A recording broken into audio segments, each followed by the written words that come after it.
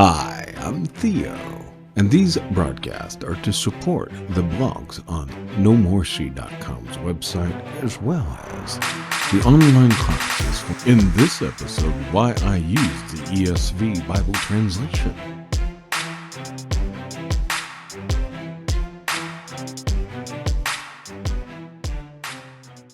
Welcome back to the No More Shee broadcast. In today's episode, I want to discuss why I typically use the ESV. Now, when it comes to Bible translations, people need to understand that automatically there's a problem when you're dealing with translation work. Anyone who is an ESL, and I have a video on ESL students, English as a secondary language student, ought to understand that when you're moving from one language to another, it doesn't always equate. So we must understand when we're dealing with, and the philosophy as I've tried to present it on this channel repeatedly, that God's word is holy. It does come from God, but through means that are human. And so God speaks into cultures that are not God-ordained cultures. They're broken cultures. And so he uses methods and means within a broken culture to speak to people. And the same thing goes with languages. One of the challenges in dealing with hermeneutics is trying to take what's on the page and trying to understand it. And each Bible translation in its preface often covers its translation philosophy on what it's going to do. And each Bible translation has its pluses and minuses. And there are reasons why translations do a better job of one thing or another. And sometimes translations actually try to do more than one thing, and they end up being good at some things, but they're not best. And so it's very difficult. And so oftentimes it's best to move around different English translations as much as possible. And it's often best to look at the original languages as much as possible. For some of those in the majority world who are familiar with sports like the game of cricket, it's a possible analogy here that might be helpful is that in the game of cricket, you have to adjust your players according to the situation in the game. You have different people who are going to bowl differently at different times in the game, and according to how they wish to bowl, they have to set the defense field different ways, and it also depends on who is the bats person up for batting. So depending on who's batting, you're going to set things and you're going to adjust things. And you're going to want different bowlers to do differently. At the same time, when you go to different places and the weather is different in those different places, then conditions on the ground are going to make it so that you require to make changes. So, for example, there might be a certain country in which you play and a certain ground in which you play. And on that ground's going to have different pitches. And if the weather is warm or cold or wet or humid or whatever, and the ball, and so there's all kinds of variables that go into it. And all of those are going to cause you to make different choices, and you're going to adjust. And so I would like to say the same thing about Bible translations. There's not one single Bible translation that's perfect, and there's not one that's suitable for any given context. You're going to change Bible translations according to, what you can do. Now, you may have a player that's an all-arounder that you can use that can do things. No matter what slot you seem to put them in, they typically do well at that slot. They may not be the best, but at the same time, they cover other deficiencies. You're going to find that the same in Bible translations. I don't think you should ever consider yourself to use one single Bible translation all the time exclusively. That's very dangerous, and I think you'll lose a lot. And those people on my channel know that I use Logos Bible software. It's my medium, and inherent in Logos Bible software are tons of tools, and I've just found that integrated in Logos, the ESV is so much integrated that I get so much tools to get me to more data points by using the ESV than I do with other translations. And so, because there are more tools for the ESV that open up for me, and I paid for these tools. And so, the reason why I'm using the ESV as my main driven translation is because of that. And also, I understand some complaints about the ESV being quite wooden, and yes, I agree. But part of it is the ESV is trying to be ambivalent and trying not to make choices for the reader. Some of the other translations will make choices for the reader that the ESV does not. And so the ESV is a problematic text in the sense that it's trying to convey as much as possible the original languages. And there are some better translations that do this. I think Lexham's English Bible is much better at this in some sense also. And it comes free with Logos, and I would encourage my students to use it. And I just don't use the Lexham partly because I just, when I bought my last printed Bible, I went through the struggle of trying to deal with which translation to use. For many years, I'd been a part of ministries, and different ministries use different translations. Some were King James Version, which obviously is quite difficult, especially for English secondary language students. But outside of the UK, it's free. It's public domain, and so a lot of people choose to use it. So it's a very good for that, and it's actually probably more so wooden than the ESV. The ESV tries to make some dynamic equivalent choices, possibly more so than the Lexham English Bible. The Lexham English Bible was designed to work directly with the original languages, but yet still there are tools in Logos that even the Lexham English Bible, although it's an in-house sort of Bible translation, are not available. And I realize that students can get access to just about any Bible translation on the internet, and I realize that the ESV is problematic for some of the ESL students, and some of them prefer something like the New International Version, which I was a part of ministry for years that used the NIV, and it has its pluses also in its preface and what it tries to do. But there's just some places where I think the ESV is superior enough, and where it just, because of it just boils down to, when I get into Logos, the ESV has the options that I am interested in, and that's why I have stayed with it, simply for that reason. But at the same time, there are some things about the ESV that are not good. It has its problems. And one of the things I like about the woodenness of the ESV is it tends to read less into the text. And then you have to do that. And that becomes problematic. So it must be understood the Bible itself is just a tool. And as a tool, it's been abused. Even Christianity has made some rather poor choices in its history. In the history of Christianity, people who have claimed to be following Christ have made some egregious mistakes. And even the ESV can be used. Even the people that did the translation work can use the ESV to espouse certain doctrines that are problematic. I realize that in a sense. And I guess because I'm trained in biblical studies in the ancient languages, I just realize that those deficiencies of the text, I automatically, in my mind, I don't see them, because, again, the wooden nature of the text, I have to read into what they're doing, and I don't do that. In other words, when I read the ESV, even though the translation and the people behind it incorporated some of their theology into their choice of rendering of words, when I read those same words, I don't see them from that theological perspective. I'm not reading the text and reading into the biblical text these theologies to which I disagree, and therefore I don't have those problems. And even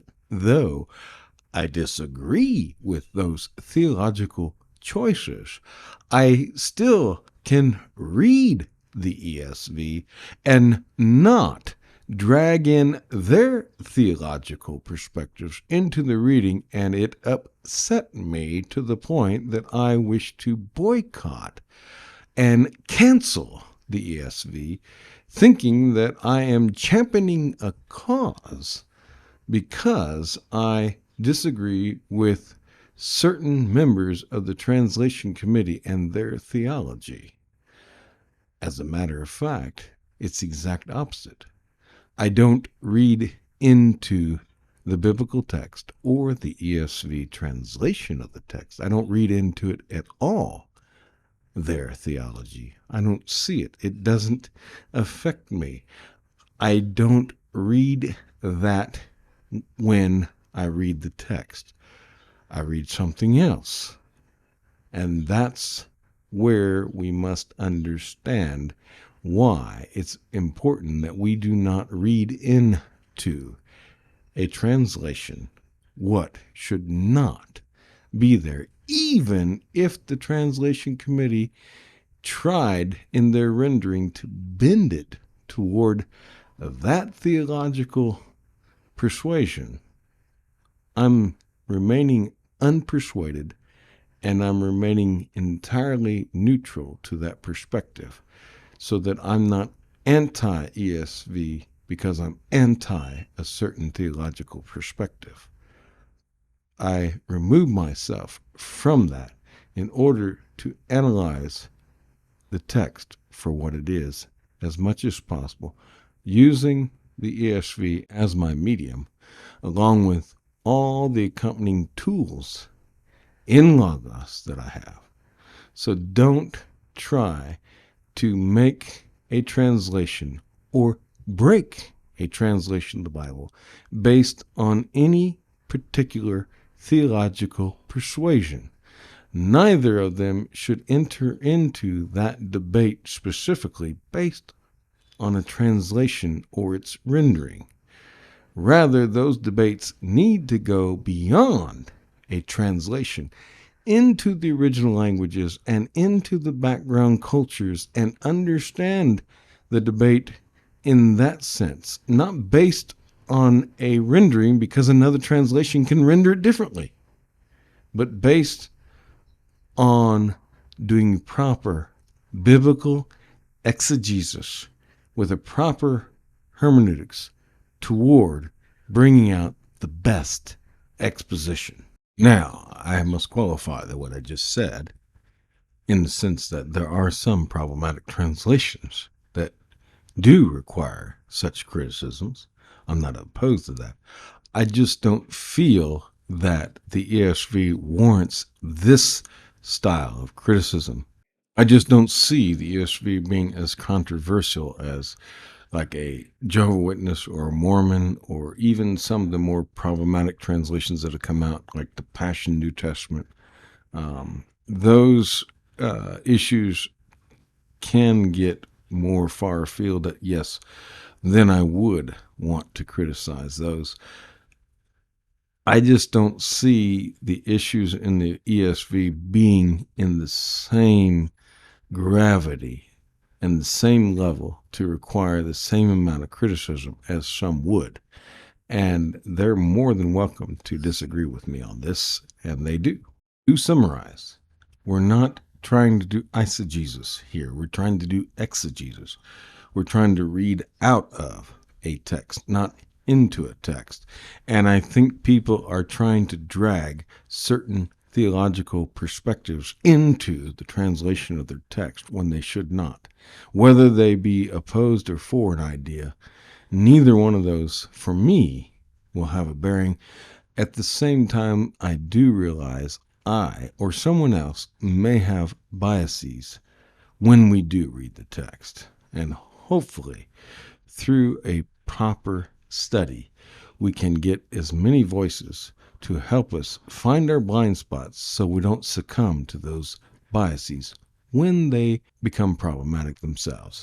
Trying not to overstate it, but trying to seek as much clarity as possible. My problem is not the translation itself.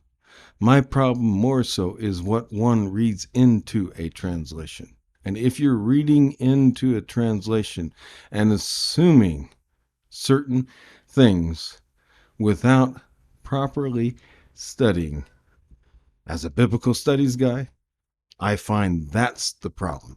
The problem is that you're reading theology into a text that should not be read into it, even if the translation committee is in danger of putting their theological emphases in the text. I can still read that and not read into the text their theological perspective and still use it to the glory of God. And that's what I think is a better solution than just boycotting or champion a single translation above all others. The fallacy is not necessarily the translation then. It's the fact that you're willing to read that into a translation. And you then need to change the way you read biblical translations and the way you do biblical studies. Because the problem is not solved when you change translations. Because when you change your translation, you're just going to read into the new translation what you read into the last one. And you have not fixed the problem. You've only exasperated and spread it to another translation. Such that if you run across a student who's having some problems because they're reading a particular translation of the Bible, and you only try to fix that problem by changing translations, you have not changed the student. Therefore, in my opinion, you've not fixed the problem. You just averted the situation by encouraging the student to read a different translation, rather than helping the student understand why they're having the problem to begin with. You've not fixed that. So you need to fix it, because when they go to the new translation that you've chosen, they'll make the same error in a different theological issue. And you haven't fixed the problem at all. All you've done is avert one situation and prepared them for failure in the next situation. To the extent that you're merely cutting weeds and you never come to the root of the problem. You just made space for new weeds. Someone tried to frame it like this. Would I want someone to teach my daughters from the ESV and teach these wrong theological perspectives? As if, I need to teach my daughters to avoid the ESV like the plague. And I don't think that is the solution. I think I need to teach my daughters better on how to read Bible and understand translations and be able to read the ESV and know when the theological perspective is incorrect, rather than simply boycotting the ESV. That changing the translation is not going to help my daughters. Changing my daughters is going to help me. And this is why I think academics is so important, because critical thinking is critical. Without critical thinking, if we just swallow whatever someone says and we spit out everything that we disagree with, then it's like a small child that will not eat their vegetables and they spit it out because, they're just being defiant. That's not maturity. And we need to teach the art of critical thinking. And that would fix the problem, rather than trying to bandage them, only preparing them to go out and get new wounds. We need to empower them to think better, so that no matter which translation they read, they think it through. That's the value, I think. And because I'm able to do that, I like the problems in the ESV, in the sense that it should raise the problems so that the critical thinking can happen along many different levels, rather than picking an easy translation where there's no problems. I would like for someone to point out to me which translation is that perfect, easy one where there is no problems that we can all agree on. I'm not necessarily trained in practical theology, nor am I trained in systematic theology. So I don't think the way that those theologians or those particular aspects of Christian academics or Christian ministry think. Because I don't think like that. I don't see the problems they see with the text. So there are some people who find the ESV rather problematic in regards to the issue of gender usage and some of the slants it makes, I guess, in its choices toward, gender-based decisions. And I don't see those. Because I'm looking at the text from a different perspective. So I just wanted to clear the air that I don't agree. And it's interesting that the people that primarily use the ESV, apparently, some of them have some viewpoints that I am totally opposed to, apparently. Again, I'm not in these debates, so I don't know. And I wanted to make it clear in this video that when I use the ESV, I am not agreeing with them. There are many scholars I cite in many things that I do and produce, content I produce, whether it's for this channel or in my classes when I teach or whatever. There's many scholars I cite, but that doesn't necessarily mean I agree with them. I recently attended a conference, which was rather interesting. Because here is a debate that I just find fascinating. In the Western mindset, we often have an either-or viewpoint. It has to be either this or it has to be that. We live in a black and white world, and everything is painted either as black or white. And on this channel, I have videos that deal with cancel culture, where if you are not in my echo chamber, then I click you off. And the one thing I find amazing about academics is in academics, anything can be explored from all different perspectives. And I may not agree with certain perspectives, but I'm interested in what that side has to say. But I don't like to involve myself in this cancel culture where I totally oppose something or I'm biased against something just because parts of it are disagreeable. There are many scholars I agree with on certain points, and some I don't. I can think of one of the main contentions with those who are opposed to the ESV. They oppose the systematic theology of Wayne Grudem on several points, key points. And I'm not a systematic theologian. I'm pretty sure I would disagree with Grudem in some of those areas, obviously, but there are other areas where I found myself in agreement with Grudem, and I've actually believed that I quoted him in my master's thesis, because elsewhere he makes some good points.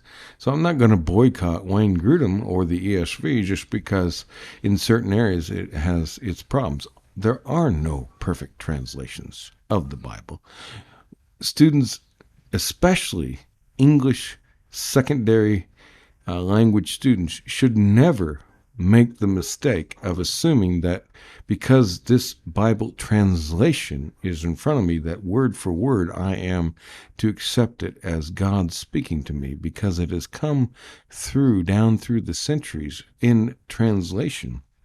And there are many manuscripts and there are many ways that it can be understood. So the problems of the ESV should cause one then to go to study out. And that's why I highly recommend the recommended number, actually. The recommended number, even in Logos, it's built in. Logos Bible software is designed based on what scholars have understood the best practices to be, and the best practices are one should be familiar with 5 different translations of a biblical passage. 5. And so when you get Logos and you start using it extensively and dig into setting it up so that it becomes the driver that drives your studies, it asks you for your top 5 Bibles so that it can constantly be feeding you 5 different translations so that you're not stuck on one. Plus, it's constantly pointing you back to the original biblical languages.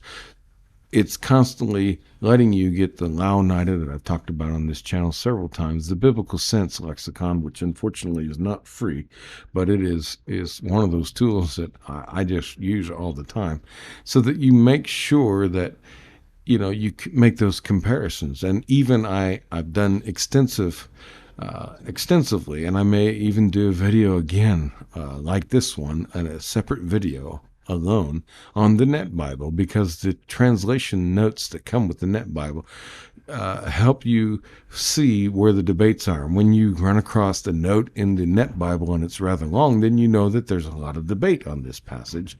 And so you can't just take it for granted that you read something and you understand automatically what it means, because you have the cultural background, you have grammatical issues, there's so many things that are going on. You cannot do that. So you have to be careful. And so I think the ESV is problematic in the sense that it doesn't make choices for you. It leaves things ambiguous, and then you must dig into the data points, and then you must work with it and wrestle with it and make it your own, so that you're dealing with it on a level that's more akin to the biblical languages.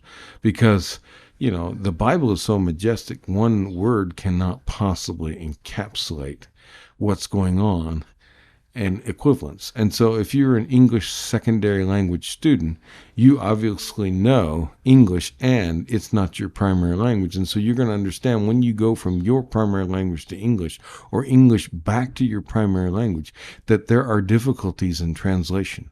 And it's going to be difficult. And some people are better at translating than others. And there might be 2 translators who are the best, and yet they still might translate the same thing differently when moving between languages. And again, it depends on the context. And so students have to be careful. You can't, I just want to make it clear that just because I use the ESV does not mean that I have canceled everything else out and the ESV is the only translation. No, because that's not my practice on this channel. That's not what I teach. That's not my practice. Now, granted, I use the ESV most of the time, and sometimes I don't go to the other translations, and sometimes I don't see where it's problematic because I'm not paying attention to that, and so I might mistakenly embrace something or say something that I don't really truly believe, because I'm not in those debates. That's not my field. That's not my practice. That's not where my attention is focused. I'm not thinking about that. I'm thinking about other things. And so there's aspects of the ESV that I'm willing to live with, because there's other aspects of the ESV that I find so fruitful, especially because of Logos. And I realize that most of my students, if not all, cannot afford to buy anything in Logos. Therefore, they would never buy the ESV. And so they're going to be limited to what comes with the free version, and that's the Lexham English Bible, and that's probably better in some sense. But for some reason, the ESV I've just been drawn to, because again, there's places where it seems to do even better than the Lexham English Bible, but at the same time, or better than the Net Bible. At the same time, there are other times when those translations are better. I know that the Common English Bible is a very good translation. I would like to have the New English Bible translation, but I don't own it. It's been revised, the Revised English Bible. I'd love to have that translation. I don't have it. So the New Jerusalem, Bible, that's great. The Tanakh, there's so many translations out there that are great for different reasons. And I consult them from time to time, and they're wonderful. And I realize the ESV is imperfect. But as I attended that conference, I understood that in Asia, it's not an either-or approach. It's not a black and white. It's the yin and yang concept of a both and. And in academics, it's great to have multiple dialogues going on, and I don't cancel someone or boycott someone else. And I feel like that's what's gone on, and some of the people have canceled some of the other voices out. And then on the other side, they've reciprocated in canceling voices out. And I don't think that's helpful. I don't think that's fruitful. I don't think that's how we mature and grow. And so I don't want to boycott the ESV, even though it has its problems. But I also don't want to elevate it that it's, the one that you must use. Obviously, the question gets often asked, what's the best Bible translation? And the best Bible translation, the greatest answer to that question has always been the one that you will use. And for me, because I use Logos Bible software to do research, and because inside Logos Bible software, I have more tools that use the ESV and get me more data points. Because of that, I use the ESV far more than any other translation, and it's become my habit. So it's what I would use more. So therefore, instead of using something I would use less, it would mean that I would be given less information and I would get less out of my studies. Therefore, why would I want to switch to something that's less? Because I get more out of the ESV, I choose to use the ESV. That's it, simple. Realizing it has its mistakes, realizing it has its shortcomings, and realizing that I may overlook those. And, being a Western male of what most would consider, if you consider the majority world, what most would consider white privilege, yes, I can overlook things in the ESV that others will find problematic. And, but this is what I use. And unless they come along with something that's better, I will continue to probably use the ESV. But I'm not blessing all those negative aspects of the ESV. And I'm not asking you to become a fan person of the ESV just because I use it most of the time. I would say that you need to get a practice of using. Again, it's said 5, but most people do not have time to do that. So I guess 3, you narrow it down to 3 or 2, I don't know. But whatever Bible you're going to get the most fruit of your labors from is the one that you need to be using. And whatever is the most fruitful and productive for what you do. And just by nature of what I do and the tools I use, the ESV has been the most fruitful for me to produce and do what I do. And so I have of late ran across some colleagues who are very much opposed to the ESV. And it is it's one of those issues, it's one of those hills they're almost willing to die on. Kind of thing. It's really that become a deal breaker for them. And they find it odd that I would use the ESV. And they're afraid my promotion of the ESV is promoting these negative things. And they think it would be better if I would possibly think about choosing to publicly, use something else maybe. Because for them, that one issue has become the problem. And as a biblical studies guy, I'm thinking the issue is more the fact that we teach people to place too much emphasis on one translation. And we need to, again, as I've said repeatedly on this channel, you should be familiar with the preface of the Bibles that you use and the translation philosophy behind, and understand who is behind and what they do, and understand some of the debate. So I went through some of the literature that they sent me and the reasoning behind why they don't like the ESV, and I even reached out to a number of scholars and asked them what they thought. And in a roundabout way, having done all of that, the result of it is, I'm doing this video, but the ESV is limited. The ESV has its problems, but the ESV has, is a choice that is reliable for its benefits that it gives. And I would say that finding a translation that does that for you is best. There are problematic translations out there.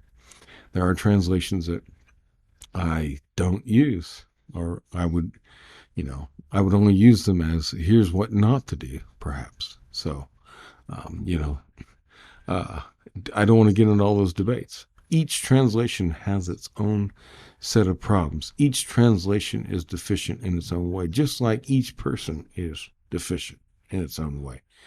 Every one of us, as human beings, as mortals that live in a fallen world, have our deficiencies. And I don't have all the answers. And I'm not the best biblical studies guy or the best biblical theologian on the planet. I'm nowhere near that. I didn't study at the best schools.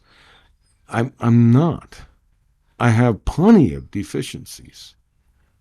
Okay, but I am what I am, and I am used by God in context where I'm usable. And I just want you to realize that no one's going to have all the answers. So don't think that one single Bible translation is superior over another.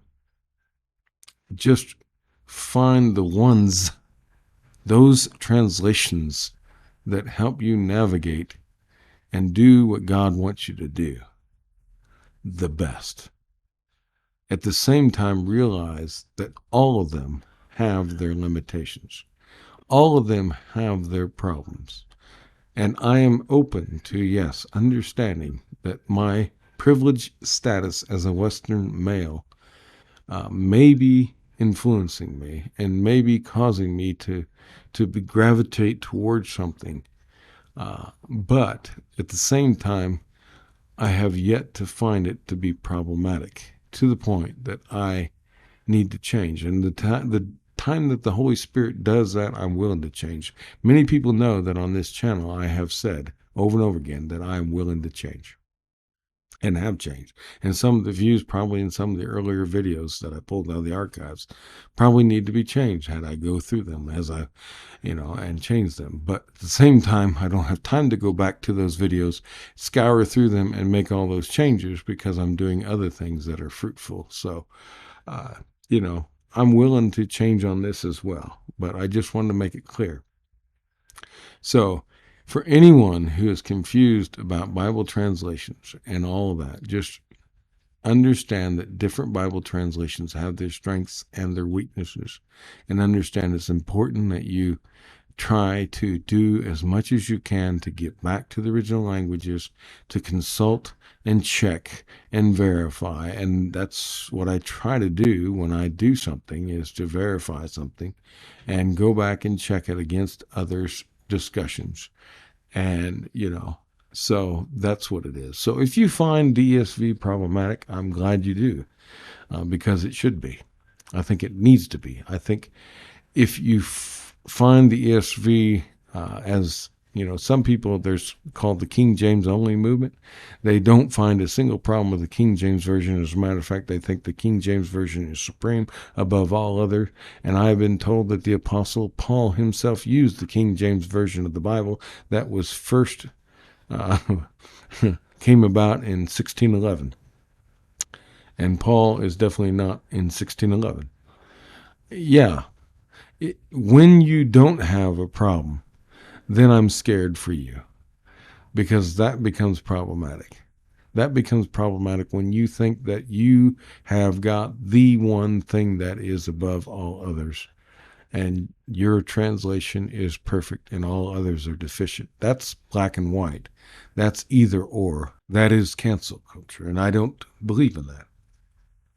But if you realize that your translation is imperfect and are willing to consult other translations to make sure that you're not making poor choices, then that's the correct step. Now, I'm willing to admit that sometimes I'm lazy. I may only consult the ESV and I may miss something. And I shouldn't do that. I think we all do that by virtue of the busyness of our lives. So I'm willing to grant that at the same time. So this disclaimer video, please understand the reason why I use the ESV is not because I hold it higher than any other. It's because I get the most fruit out of it based on the tools that I use in Logos Bible software, of which I've been told Logos is terrible. Again, because those who live in the black and white cancel culture have said that Logos invites voices that are, you know, outside of someone's echo chamber, and therefore Logos needs to be canceled. So, this debate just goes round and round the merry-go-round. We're spinning and spinning and spinning and getting nowhere. So, please understand, there are no perfect Bible translations.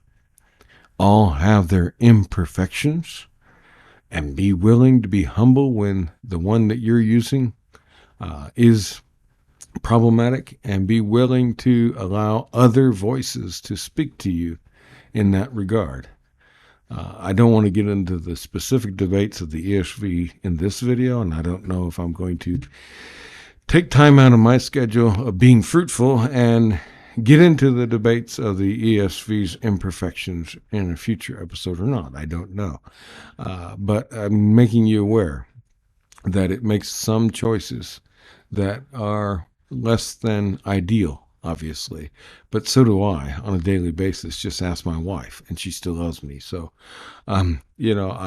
that's just the way I'm going to try to proceed with this. So, this is why I use the ESV, the English Standard Version of the Bible, and I encourage you never to marry yourself to one single Bible translation and think that it's perfect and that God is only speaking through it.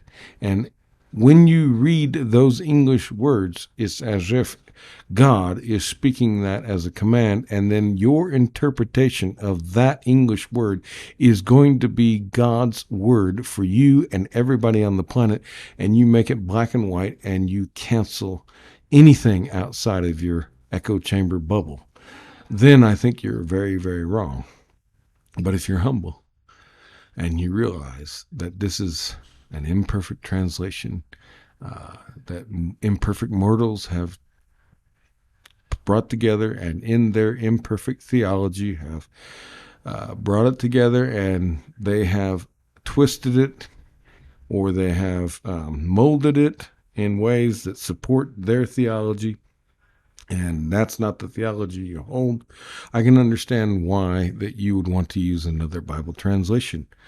And there are so many out there. Enjoy. That should tell you something. When there's so many translations of the Bible, that should tell you, number one, how important the Bible is, and number two, how much that you must be careful. Because if there was one single translation that was above all others, we'd all be using it. But there's not. And this is why it's so important to understand that you need to get to the original languages and those data points as much as possible and get proficiency in the biblical languages because of these problems. So there's many voices, there's many ways to view something, and like scholarship, all those voices need to have their way of entering into the dialogue so we get the fullest picture. So it's not a solo act, but it's a choir, a chorus, coming together in harmony, and we're trying to get as much of the beauty of God's word and his revelation to us as possible. And so please understand, that's why I use the ESV. I guess ultimately, to conclude, I just need to repeat some things. I'm a biblical studies guy, biblical theologian, and these issues for me do not come from the text. I'm not a systematic theologian. Therefore, I have not entered into these debates professionally, and it's out of my field to do so. And so I think the systematic theologies need to be considered by the systematics. And so go there for the debates. And the same thing goes with practical theology. I'm not a practical theologian. So in a particular context, maybe a certain translation's rendering in a certain part is going to be problematic as opposed to another. I understand all that.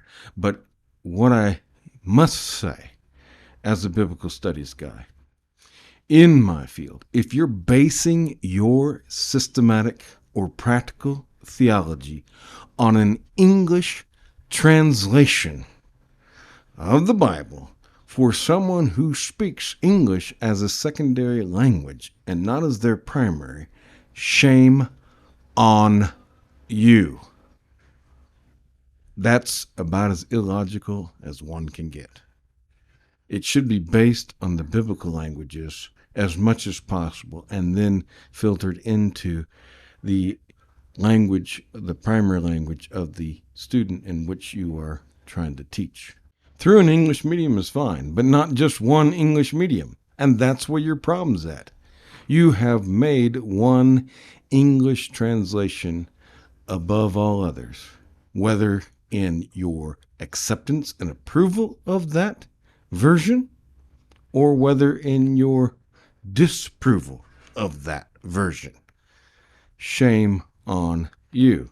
You've made a terrible mistake in presuming that an English rendering of God's Word should be the key factor in deciding your systematic or practical theology.